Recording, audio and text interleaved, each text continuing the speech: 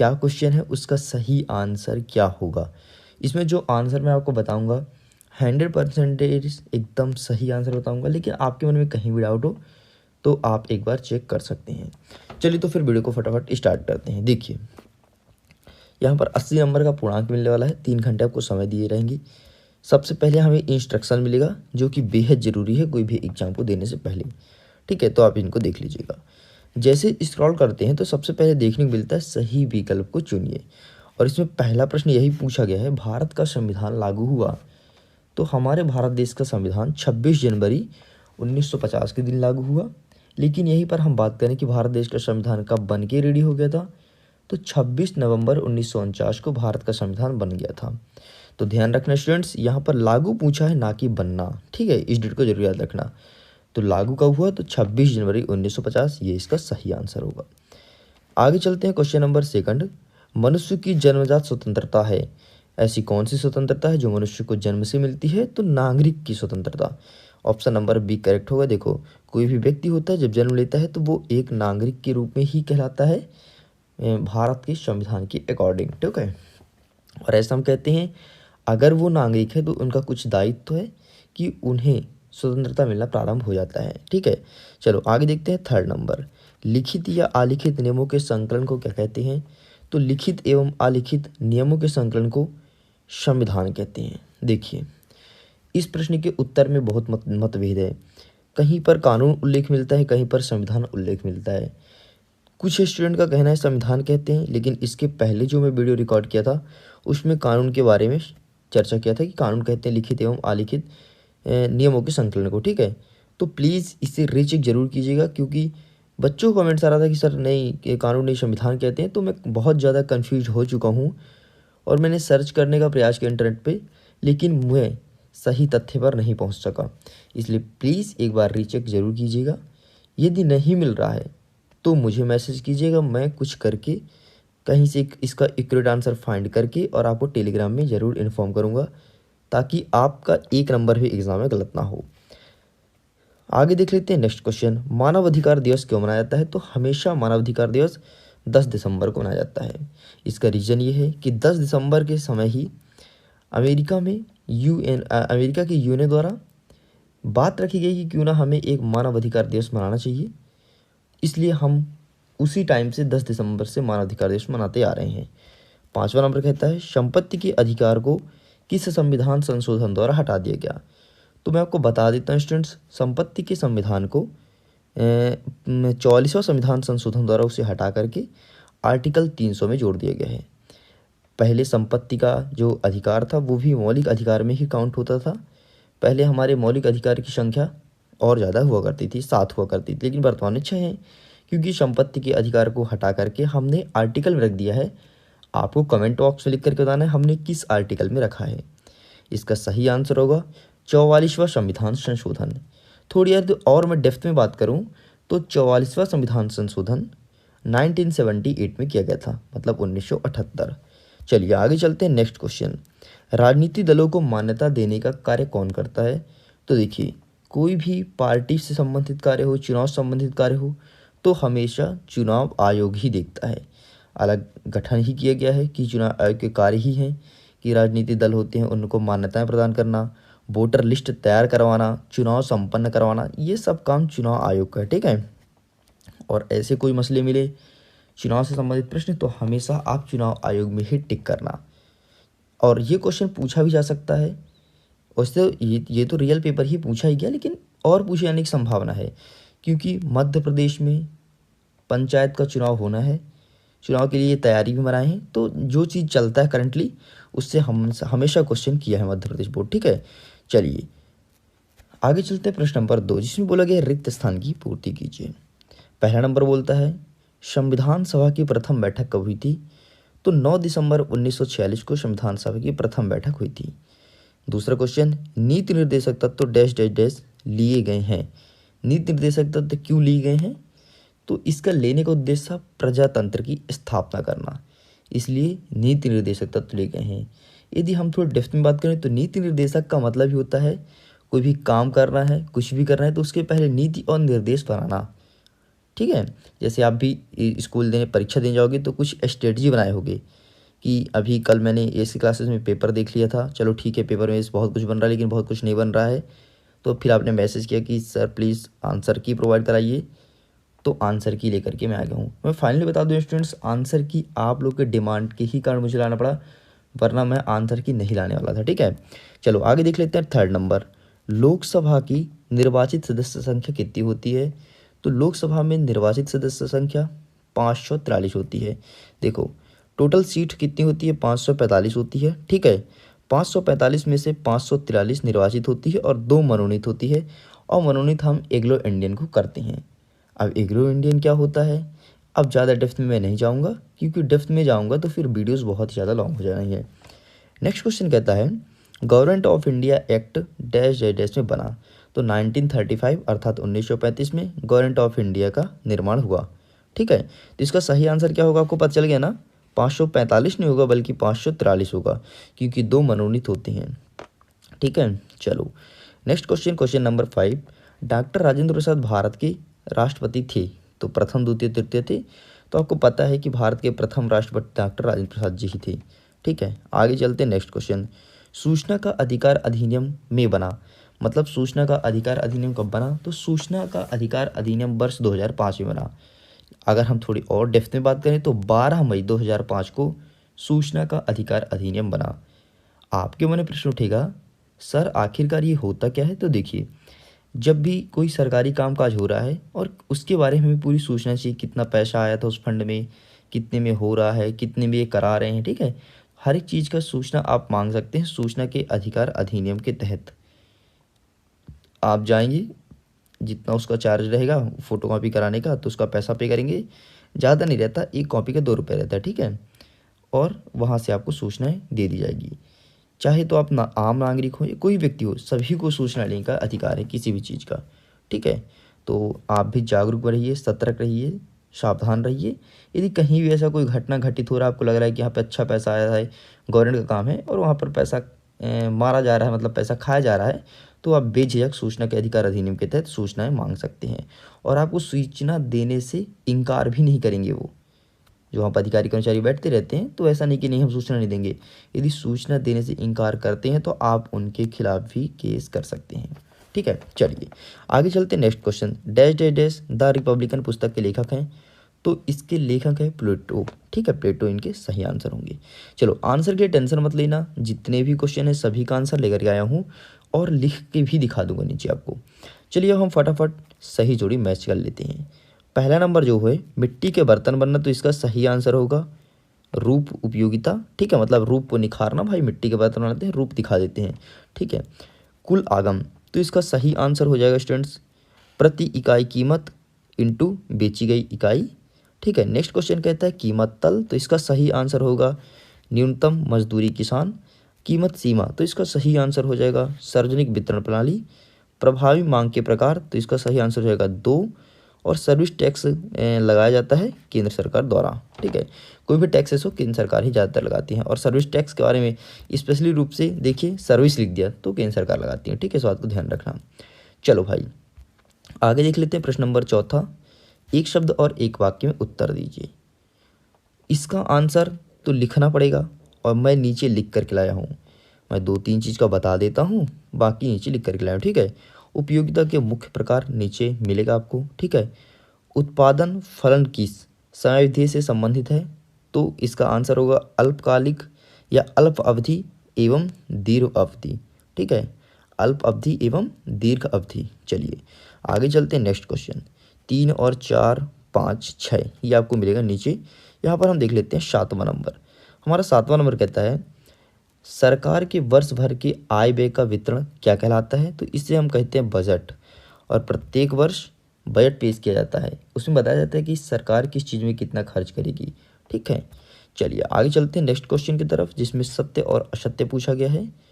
देखो पहला नंबर कहता है उपयोगिता व्यक्तिगत होती है, ये बिल्कुल सत्य है। उपयोगिता को मुद्रा से नहीं मापा जा सकता, ये बिल्कुल असत्य है। यहीं पर दूसरा नंबर कहता है तटस्थता। तटस्थता मतलब किनारे बनाए रखना किसी से। ठीक है, तटस्थता वक्र गोले के आकार का होता है, ये भी गलत है। ठीक है, आगे चलते हैं नेक्स्ट क्वेश्चन। जब सीमांत आगम का मूल्य धनात्मक होता है तो माँ की कीमत लोच इकाई से अधिक होती है। ये बिल्कुल सत्य है। ठीक है, नेक्स्ट क्वेश्चन, क्वेश्चन नंबर 5। हमांग वक्र की लोच उस बिंदु पर होती है जहाँ कीमत लोच इकाई से कम होती है। तो ये बिल्कुल असत्य हो जाएगा। जब सीमांत आगम का मूल्य ऋणात्मक होता है तो मांग की कीमत लोच इकाई से कम हो जाती है। ये बिल्कुल सत्य हो जाएगा। चलिए स्टूडेंट्स, आगे चलते हैं नेक्स्ट क्वेश्चन की तरफ। Question number 6, 7, 9, 10, 11, 12, 13, 14, 15, 16 and 17, 18। इन सभी क्वेश्चंस का आंसर मैं लिख करके बाकायदे प्रेजेंट करूंगा आपके सामने, तो आपको परेशान होने की जरूरत बिल्कुल भी नहीं है। तो ये रहा स्टूडेंट, इसका आंसर देख लीजिए। यहाँ से पहले नंबर से आंसर स्टार्ट होता है। सभी के आंसर्स लिखिए हैं। ठीक है, आपके मन में कहीं भी डाउट हो तो आप मुझे मैसेज करते हैं बेझिझक। ठीक है, देखिए क्वेश्चन नंबर 2 का आंसर प्लीज़ स्क्रीनशॉट ले लीजिए फटाफट। ठीक है, यहाँ पर क्वेश्चन नंबर 3 का आंसर मेंशन है। ठीक है, और स्क्रॉल करते हैं तो क्वेश्चन नंबर 5 का आंसर। चलिए अब हम स्टार्ट करते हैं। सबसे पहले एक वाक्य में जो आंसर करना था, देखो जैसे हम स्क्रॉल करते हैं तो सबसे पहले क्वेश्चन नंबर 4 के पहले का आंसर, ये यहाँ पर वैसे तो मैं मेंशन किया हूँ, ये देखिए। ठीक है, इसमें क्वेश्चन पूछा गया था उपयोगिता का मुख्य प्रकार है। तो देखिए प्रारंभिक उपयोगिता, जब वस्तु पहली इकाई से प्राप्त उपयोगिता को प्रारंभिक उपयोगिता कहा जाता है, मतलब फर्स्ट ही स्टेज पे हो। ठीक है, उदाहरण के लिए प्रथम रोटी के उपभोग से प्राप्त उपयोगिता को प्रारंभिक उपयोगिता कहते हैं, अर्थात डैश डैश करके लिखा है। ठीक है, तो इसका स्क्रीनशॉट ले लीजिए, यही आंसर लिख करके आना है आपको। चलिए आगे चलते हैं। नेक्स्ट क्वेश्चन था क्वेश्चन नंबर 4, मतलब एक शब्द या एक वाक्य में उत्तर देने का 5वां नंबर। ठीक है, क्या पूछा गया था, चेक किस प्रकार की मुद्रा है। तो देखिए चेक कोई मुद्रा नहीं है, यह बैंक को उसके खाता धारक को दिया गया एक आदेश है कि अमुक्त व्यक्ति से अमुक्त राशि का भुगतान करें। बस कंप्लीट। ठीक है, इतना ही लिखना है। चलिए आगे चलते हैं। Next question number 6।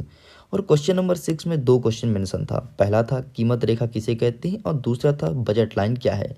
तो मैं कीमत रेखा का आंसर लिख कर लाया हूँ। देखिए कीमत रेखा बाजार कीमत तथा फर्म के उत्पाद स्तर के मध्य संबंध को दर्शाती है। बाजार कीमत को वाई अक्ष पर तथा उत्पाद को एस एक्स अक्ष पर दर्शाया जाता है, क्योंकि बाजार कीमत पी पर स्थिर है। एक आड़ी सीधी रेखा होती है जो अक्ष को पी के बराबर ऊंचाई पर काटती है। इस आड़ी सीधी रेखा को कीमत रेखा कहते हैं। कंप्लीट। ये देखिए यहाँ पर मैं 6 नंबर लिख के भी लाया हूँ ताकि आपको डाउट ना हो। ठीक है, चलिए आगे देख लेते हैं। Next question number 7। Question number 7 में 2 क्वेश्चन पूछा गया था। पहला था पूर्ण प्रतियोगिता से आप क्या समझती हैं, इससे क्या आशा है, और दूसरा क्वेश्चन मेरे पास नहीं आ पाया। ठीक है, तो जो मिला उसका आंसर मैं फाइंड करके ला दिया हूँ। देखिए पूर्ण प्रतियोगिता से अभिप्राय बाजार की ऐसी स्थिति से है जिसमें किसी वस्तु विशेष के अनेक क्रेता विक्रेता उस वस्तु के क्रय विक्रय स्वतंत्रता पूर्वक करते हैं तथा कोई एक क्रेता अथवा विक्रेता वस्तु के मूल्य को प्रभावित करने में असमर्थ रहता है। चलिए स्टूडेंट्स आगे चलते हैं। Next question number 9। Question number 8 छूट गया है, मुझे खुद नहीं मिल पाया, क्वेश्चन ही नहीं मिल पाया तो आंसर मैं फाइंड नहीं किया हूँ। ठीक है, क्वेश्चन नंबर 9 देख लेते हैं। इसमें बोला गया था समष्टि अर्थव्यवस्था की विषय वस्तु क्या है, और इसके अथवा पूछा गया था समष्टि अर्थव्यवस्था की 3 विशेषताएं बताइए। तो मैं विषय वस्तु का लेकर के आया हूँ आंसर। ठीक है, चलो देखो, समष्टि अर्थव्यवस्था में समस्त आर्थिक क्रियाओं का संपूर्ण रूप से अध्ययन किया जाता है, जैसे राष्ट्रीय आय, उत्पादन, बेरोजगारी या रोजगार। ठीक है, व्यापार चक्र, सामान्य कीमत स्तर, मुद्रा संकुचन, आर्थिक विकास, राष्ट्रीय व्यापार आदि इसकी आर्थिक क्रियाएं हैं जिनका विश्लेषण इसके अंतर्गत किया जाता है। ठीक है, ये देखिए क्वेश्चन नंबर 9 का आंसर। चलिए स्टूडेंट्स क्वेश्चन नंबर 10 में चलते हैं, और इसमें पूछा गया था मिश्रित आय से क्या आशय है, और इसके अथवा पूछा गया था राष्ट्रीय आय से क्या आशय है। तो यहाँ पर मैं राष्ट्रीय आय का लेकर के आया हूँ आंसर। ठीक है, देखिए कि कह रहा है किसी भी राष्ट्र की अर्थव्यवस्था द्वारा पूरे वर्ष में उत्पादित वस्तु तथा सेवाओं के शुद्ध मूल्य के योग को ही राष्ट्रीय आय कहते हैं। ठीक है, आगे चलते हैं। नेक्स्ट क्वेश्चन नंबर 11 में पूछा गया था केंद्रीय बैंक को परिभाषित कीजिए, और इसके अथवा पूछा गया था जीडीपी से क्या आशय, मतलब सकल घरेलू उत्पाद। चलो देखो, केंद्रीय बैंक का आंसर हम लेकर के आए ऊपर वाला। केंद्रीय बैंक किसी अर्थव्यवस्था में एक शिखर बैंक होता है जो मौद्रिक नीति के निर्माण और क्रियान्वयन में सम्मिलित करते हुए समस्त बैंकिंग कार्यकलापों के नियंत्रण, निगमन और निरीक्षण का कार्य करता है। भारतीय रिजर्व बैंक RBI भारत का केंद्रीय बैंक है। चलिए आगे चलते हैं स्टूडेंट। नेक्स्ट क्वेश्चन हमारा था क्वेश्चन नंबर 12। इसमें बोला गया था तरलता पसंदगी क्या है, और इसके अथवा पूछा गया था अप्रत्यक्ष कर को परिभाषित कीजिए। तो मैं यहाँ पर अप्रत्यक्ष कर का आंसर लेकर के आया हूँ। देखिए, जैसे कि नाम से स्पष्ट है, अप्रत्यक्ष कर यानी ऐसा टैक्स जो अप्रत्यक्ष रूप से सरकार तक पहुँचती है। इस तरह कर या टैक्स प्रत्यक्ष कर के बिल्कुल विपरीत होते हैं। राज्य द्वारा खपत, आयात और निर्यात, उत्पादन इत्यादि पर जो कर लगाया जाता है वह अप्रत्यक्ष कर कहलाता है। चलिए स्टूडेंट्स आगे चलते हैं। नेक्स्ट क्वेश्चन नंबर 13 में बोला गया है बजट की 2 विशेषताएं बताना है। इसके अथवा पूछा है विदेशी विनिमय दर क्या है। तो मैं आपके सामने प्रेजेंट करूंगा बजट की विशेषताएं। बजट को विशेष अवधि, आय व्यय, नीति नियमों, आर्थिक दशाओं को ध्यान में रखते हुए बनाया जाता है, इसलिए बजट विशेषताएं से परिपूर्ण होता है।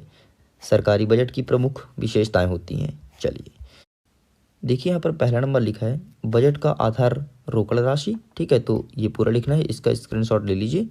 आगे चलते हैं तो सेकंड नंबर कहता है शकल राशि, तो प्लीज़ इसका भी स्क्रीनशॉट ले लीजिए। चलिए स्टूडेंट्स आगे चलते हैं नेक्स्ट क्वेश्चन की तरफ। ठीक, ये उसी के आगे का कंटिन्यू करना है। ये है क्वेश्चन नंबर 13 के अथवा का आंसर, मतलब जिसमें पूछा गया था विदेशी विनिमय दर क्या है। तो इसका आंसर है, यहाँ से स्क्रीनशॉट लेना है यहाँ तक और पूरा लिखना है। ठीक है, आंसर कंप्लीट है।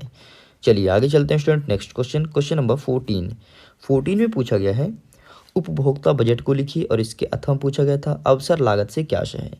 तो देखिए, उपभोक्ता बजट आपके सामने प्रेजेंट कर रहा हूँ। उपभोक्ता के लिए उपलब्ध उपभोग बंडल दोनों वस्तुओं की कीमत तथा उपभोग की आय पर निर्भर करता है।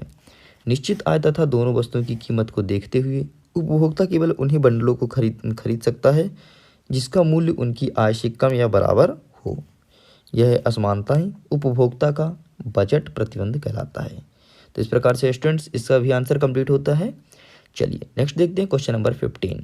इसमें पूछा गया है संतुलित बजट क्या है, और अथवा पूछा गया है प्रति व्यक्ति आय अर्थात पर कैपिटा इनकम का अर्थ लिखना है। तो मैं आपको बताऊंगा संतुलित बजट। देखिए यहाँ पर लिखा है संतुलित बजट की प्रक्रिया में वित्तीय योजना एक संतुलित बजट की ऐसी स्थिति में बदल जाता है जब कुल राजस्व कुल व्यय के बराबर या उससे अधिक हो।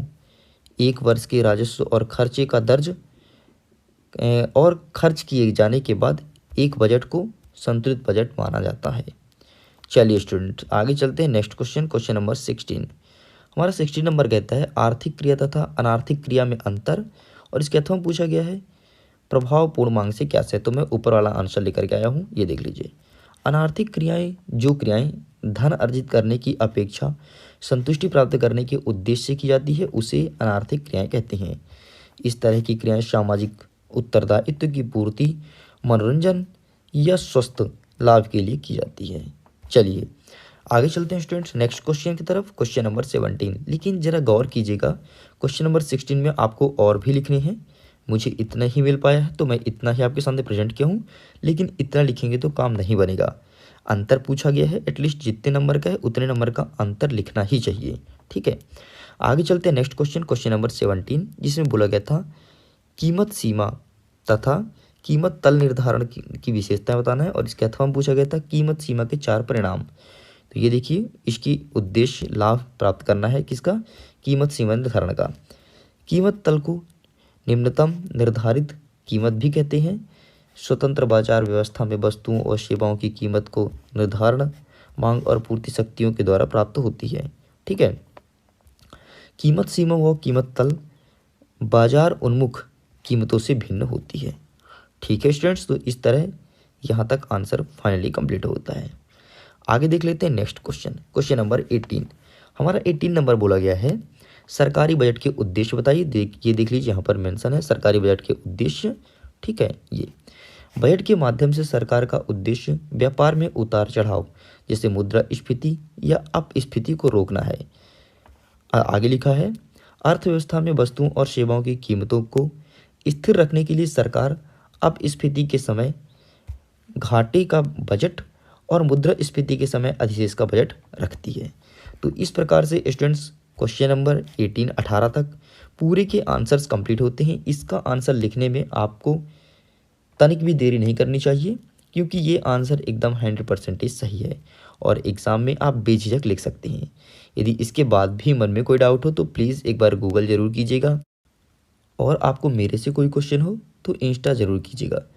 और आपको इसका पीडीएफ का लिंक मैं दे दूंगा, ये पीडीएफ ही दे दूंगा, वो मैं टेलीग्राम में दे दूंगा। टेलीग्राम में जुड़ने के लिए वीडियो को डिस्क्रिप्शन बॉक्स में लिंक दिया गया है। मुझे उम्मीद है आपको ये वीडियो पसंद आया होगा। अगर वीडियो पसंद आए तो प्लीज़ वीडियो को लाइक कीजिए, अपने दोस्तों के साथ शेयर कीजिए, और अगर एएस की क्लासेस में तो सब्सक्राइब कर लीजिए। ऐसे ही वीडियोज़ आपको यहाँ पर प्रोवाइड करा जाएंगे।